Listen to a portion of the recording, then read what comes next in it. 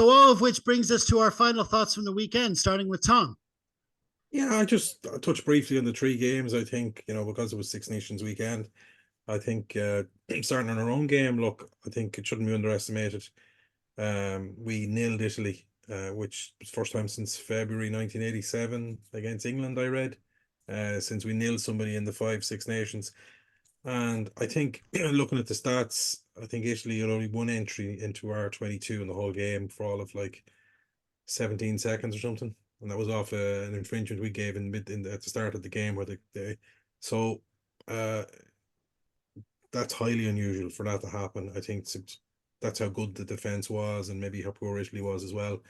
Like even we've said a few times this could have been 50-60 for different reasons, and maybe it's better to have a 36-0 and learn from it and get players out there.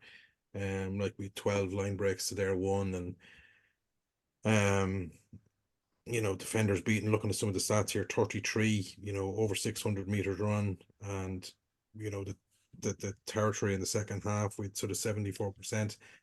And one of the key ones, I'm sure, which they'll be happy in, I think 72% of Ireland's rucks were under 3 seconds. All these stats are for Keno when he listens to the pod because he loves the old stats. But I think if you're playing Ireland and nearly three quarters of their rucks is under 3 seconds, you're in for a really bad day. And that's why we say it felt like a 50-0 or a 50 score or a 60 score, because it felt everything, the ingredients were there for it, maybe apart from a bit of little errors close in and some good last ditch defence or brave defence from Italy just forcing it. But yeah, it was a dominant display by Ireland, and really all you wanted to do on the back of winning in Marseille was get another 5 points and try and up the for and against on the eventual, to cover off all eventualities on the final day. I think looking forward to our next game against Wales. I think Wales still only on 2 wins in the last just the three Six Nations now. They've only 2 wins out of whatever it is now, 14. They look like a team that's it could be a while longer before they win again. I think England must be worried about their lack of attack. They seem to have no attacking plan. And that was again really a team that struggles to score tries. So it'll still be tricky and tricking them when the time comes, and it won't be a gimme because they've actually played well in the last 2 years, a man down for most of the game. So it'll definitely be, would love to upset an Irish slam attempt, and they'll be more than be happy to do so, like we would to them. And then just finishing off the weekend, obviously the France-Scotland game, I should say. Yeah, a lot of criticism for Scotland, to be fair. They can moan all they like about that last decision, and we could have a pod by themselves. I'm sure Scottish rugby pods this week will be fun to listen into. But my immediate reaction after that game, and it still stands, that Scotland really need a hard look at themselves on how poor and lethargic, I use the word, France were for 99% of that game. And they had so many invites to try and put France away, and just never were brave enough or have the tactics or the game management to go and do it. And there's only so many times you can invite France or give France a free invitation, and eventually they got to try to win the game. So yeah, the coaching staff and leadership on the pitch needed, that was a game they should have won. And they can make, all the focus will all go on that try, no try at the end, and we all have our views on it. But it's papering over the cracks of what was a very poor Scottish performance again on the back of the second half against Wales, where they really should have put a poor France away.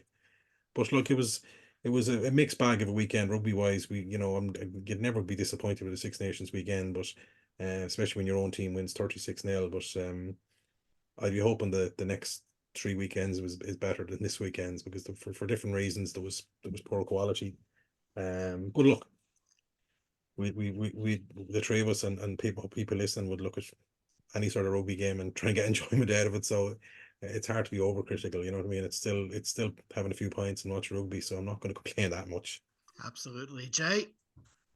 Yeah, like just to echo Tom's sentiments, really. I mean, I thought we looked generally very, very good, without, I think, probably fair to say we didn't leave third gear really, and we didn't need to, which is probably the right thing to do. The lads were conserving stuff, and I'm not saying they were holding anything back, but we were really dominant without ever really looking too stressed, which is obviously a bonus in itself. It was really, really great to see a more complete performance set beat wise, from lineouts and scrum. You know, they've been kind of haunting us for a while now, especially the scrum probably still has a couple of question marks over it, when it always will, until maybe Andrew Porter plays his 100th game without giving away a single penalty or something. But the line out for sure is a massive step up from where it was in the World Cup. Yeah, I suppose we did give away a couple of silly penalties, and we probably left a few scores out there. But with the amount of churn, that's probably fair enough. And as Tom said, maybe keeping a bit of hunger in the belly going forward in the competition probably isn't the worst thing. Not that I'm fully believe this group is probably immune to complacency to a certain extent. They seem to create their own internal drive, which is probably the sign of a really, really healthy both coach, senior player, youth group, kind of playing group. And the only downside, I guess, is poor old Hugo. Hopefully Hugo isn't too badly hurt. And I guess just a word from the man himself, I suppose, given that Crowley is kind of stepping into the boots of Johnny. I think this was the game where made it clear for me at least that he's definitely the man to at least have ample ceiling to grow into wherever Johnny left off. Obviously, you can't replace the rugby IP that Johnny Sexton has accrued over, reaching, 72 years of age on the pitch.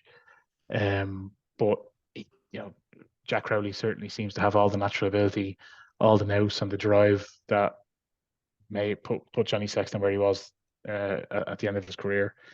And yeah, this final word on Italy. I'm a diehard Italy fan. I was kind of didn't like to see them being smashed like that. I'm hoping they were definitely missing their big guns, Sebastian Negri and stuff like that. So to a certain extent, I think probably are overly critical in terms of their lack of attack. They probably didn't have the cattle to live with us up front. But hopefully it's not a sign of things to come. Hopefully they bag a win this championship. But anyway, yeah, we're 2 for 2, 10 from 10. Can't be too happy. And as Tom said, I love points as well. So. Okay, listen, lads, we're going to leave it there. Many thanks again to Tom and Jay for joining me. Hope to see you both on the pod again soon. Thanks, lads. Cheers, guys. Take it easy. Cheers.